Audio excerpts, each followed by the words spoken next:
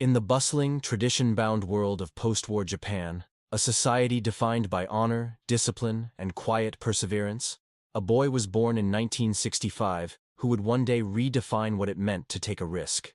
His gambles would be so immense that some called them reckless, while others saw them as visionary moves that changed modern business forever.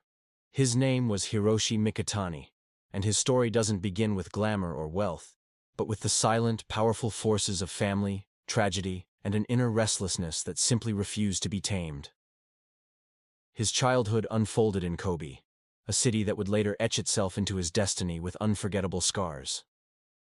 As the son of Ryoichi Mikitani, a highly respected economist and professor, Hiroshi grew up not in poverty, but under the immense weight of expectation. His home was filled with books, conversations about policy, and intellectual debates that seeped into his mind long before he could fully grasp their meaning. While his father's academic brilliance provided a foundation, it was the hidden tragedies and emotional storms within the household that truly carved Hiroshi into the man who would dare to gamble everything. His mother, a strong yet sensitive woman, ensured discipline and a firm cultural grounding, but the comfort of their family life was shattered when Hiroshi's father fell gravely ill and passed away. This devastating loss left young Hiroshi not just with grief, but with a stark realization. Life was fragile, uncertain, and demanded bold choices before it slipped away. This wound ignited in him an obsession with never living a small or mediocre life. To him, mediocrity was a silent death, far worse than any risk he could possibly take. While other children found comfort in games, Hiroshi found himself staring at books. Not because he was forced to, but because knowledge became his weapon, his shield, and his escape. But the world outside his books was just as instructive. Kobe was a thriving port city, a hub of trade and diversity, filled with whispers of globalization long before it became a buzzword. Watching the ships and foreign goods flow in, Hiroshi realized that Japan wasn't the center of the world, but just one piece of a much larger, interconnected system. This early exposure likely planted the seeds of an idea to build something that could transcend borders. Before he could dream that big, he had to navigate the turbulence of his youth. The pressure to excel in school weighed heavily on his shoulders. And though he was gifted with a sharp intelligence, he often felt the loneliness of being different. He was the one asking questions others didn't dare to ask, thinking not about how to follow the rules, but how to bend them, break them, and still win. Years later, in 1995, the Great Hanshin earthquake struck Kobe. It destroyed not just the physical structures of his beloved city, but it reinforced in him the impermanence of life. It was a brutal reminder of his father's death, a lesson that what is built can fall in an instant. Only those who innovate, rebuild, and take risks can truly rise again. The boy who once walked quietly in his father's study was becoming the man who would later gamble his entire fortune and reputation on a company called Rakuten.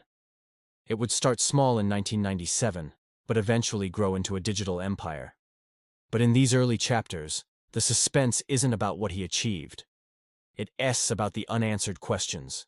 Would this child of books and tragedy use his pain as fuel, or let it consume him? Would his education trap him in the safe, rigid corporate world of Japan, or would it free him to gamble on the unknown? As Hiroshi Mikitani left behind that fragile world of childhood, he stepped onto the stage of education, where his restless ambition began to collide with the rigid structures of Japan's academic and corporate systems. While most of his peers walked the path society had already drawn for them, Hiroshi's journey was always laced with a quiet defiance. When he entered Hitotsubashi University, one of Japan's most prestigious institutions, he was already carrying a burning knowledge that safety was an illusion. To build something meaningful, you had to take risks. But at Hitotsubashi, he didn't immediately reveal his rebellious streak. Instead, he absorbed knowledge like a sponge, mastering commerce, management, and the mechanics of markets. He wasn't studying for a job, he was plotting a future that others couldn't yet see.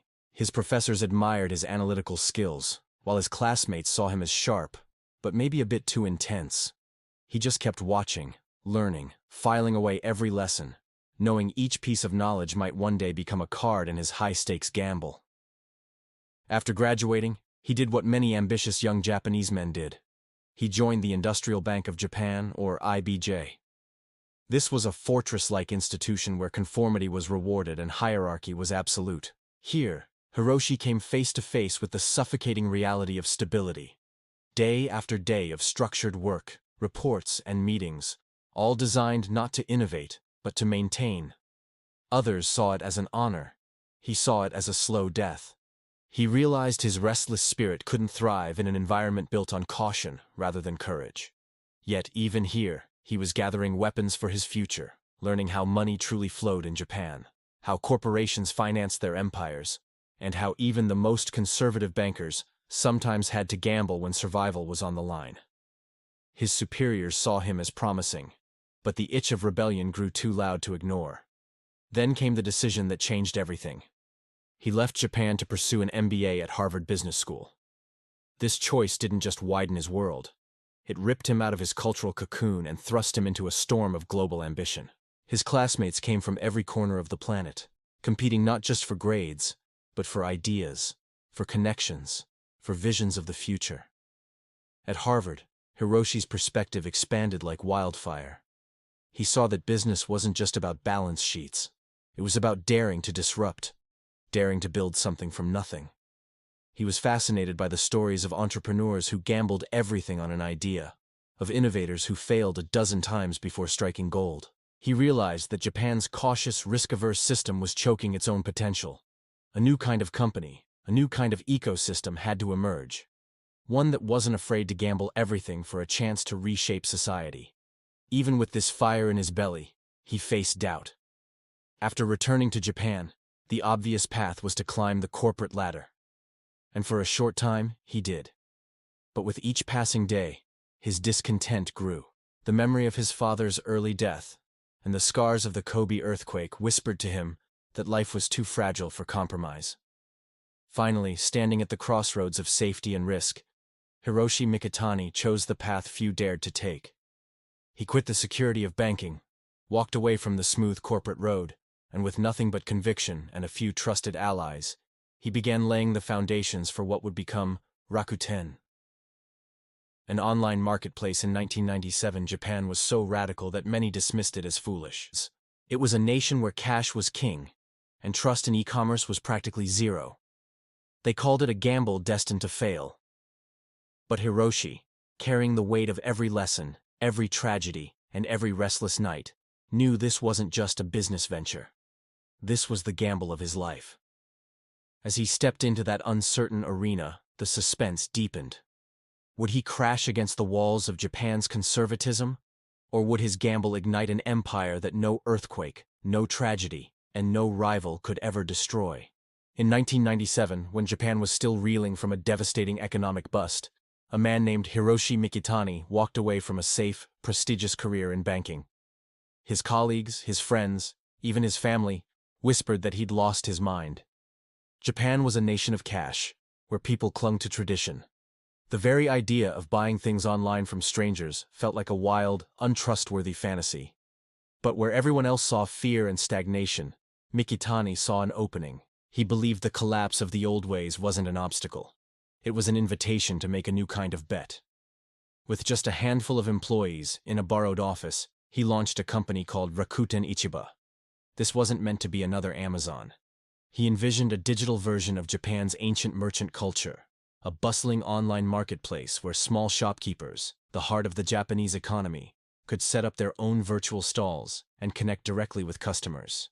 While experts scoffed, laughing at the idea that a local baker or a small-town bookstore would ever sell their goods on the internet, Mikitani gambled his entire reputation on it. He was building more than a website. He was building a philosophy. He believed Japan's future wouldn't be built by faceless giants, but by empowering the small to dream big. And then, slowly, the impossible started to happen. Merchants, curious and hopeful, began to join. Customers, intrigued, started to experiment. The laughter faded as Rakuten gained traction. But Mikitani wasn't satisfied. He had learned a hard lesson in life. Stability is an illusion. Survival demands constant, relentless reinvention. As Rakuten's marketplace grew, he turned his eyes to a much bigger prize. He dreamed of a digital ecosystem that would weave itself into every part of a person's life. This was his second, even bolder gamble. the Rakuten ecosystem. He expanded into credit cards, banking, insurance, and travel booking. He launched services for ebooks and video streaming. He wanted Rakuten to be the single key to a customer's entire digital world.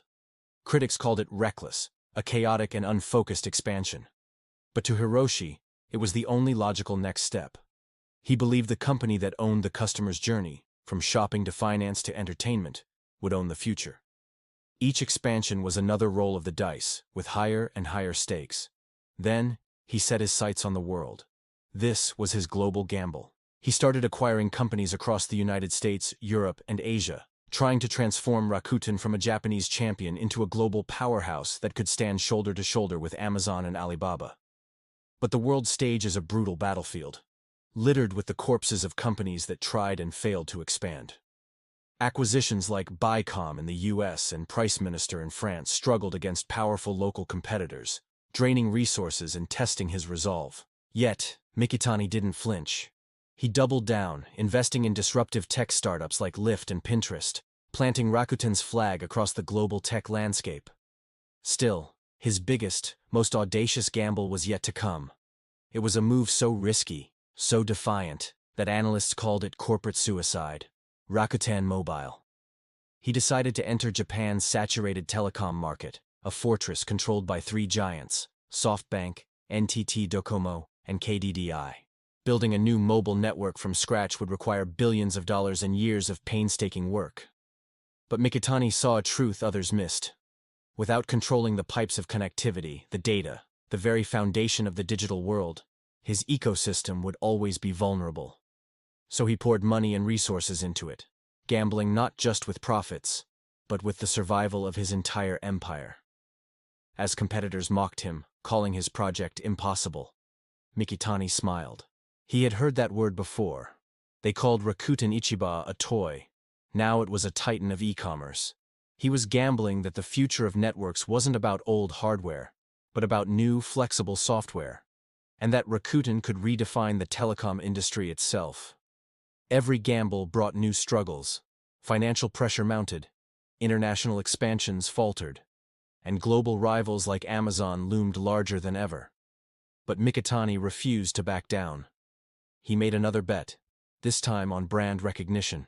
He shocked the business world with massive sponsorship deals with global icons like FC Barcelona and the Golden State Warriors. To others, it was extravagant.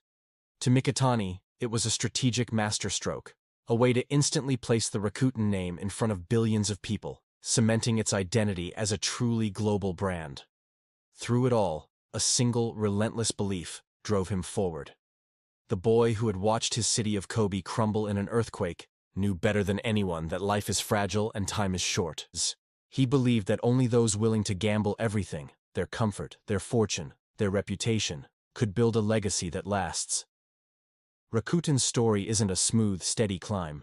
It's a breathtaking series of gambles, layered one on top of another, each one flirting with disaster, and yet, each one pushing the empire to new heights. As his empire grew, Rakuten embedded itself into the daily lives of millions. Unlike Amazon's cold efficiency, Rakuten's power came from its interconnected universe, a single ID that unlocked a world of services. This was Mikitani's vision made real. A digital world people could truly live inside. But with great vision comes great risk. The international expansion was bleeding money. Rakuten Mobile faced staggering costs. Yet Mikitani seemed to thrive on being underestimated, turning every criticism into fuel for his fire. He gambled when others begged him to retreat, knowing that legacies are forged in audacity, not caution. Some ventures did fail. He had to pull Rakuten's marketplaces out of the UK and the US. But other bets became the foundation for future growth. Perhaps his most visionary gamble was internal. He forced his entire Japanese company to adopt English as its official language, a project he called Englishnization. It was ridiculed as cultural suicide, a reckless move that would alienate his workforce. But in hindsight, it was genius. It broke down communication barriers and positioned Rakuten as one of the few truly global companies to emerge from Japan. Over the years, Mikitani became a symbol of a new Japan, one willing to take risks, to challenge conformity, to gamble against destiny. But he was never interested in titles or awards. His life's work poses a question to every entrepreneur, every dreamer watching this right now. Are you willing to gamble everything for a chance to build something that outlives you? His entire life has been an answer to that question, from leaving a safe job for an uncertain dream, to betting on e-commerce in a cash-based society, to challenging telecom giants. Each decision could have been his last. Together, they built a legend. Today, his empire still faces storms. But Hiroshi Mikitani proved that conformity does not breed greatness, only risk does. He turned personal tragedy into fire, education into a weapon, and rebellion into an empire. The final outcome of his biggest gambles is still unwritten. But his story is already immortal, a blueprint for anyone who dares to dream. The suspense remains, because the game never ends. Rakuten's future is still on the line. And somewhere, in the quiet determination of Hiroshi Mikitani's eyes, you don't see a man who has finished the race. You see a gambler still at the table, still placing his chips, daring destiny to challenge him one more time. He reminds us all that greatness is never found in certainty, but in the relentless, beautiful gamble of life itself. Thank you so much for watching. If you were inspired by this story, don't forget to like, subscribe, and hit that notification bell for more stories of the people who dared to change the world. See you in the next one.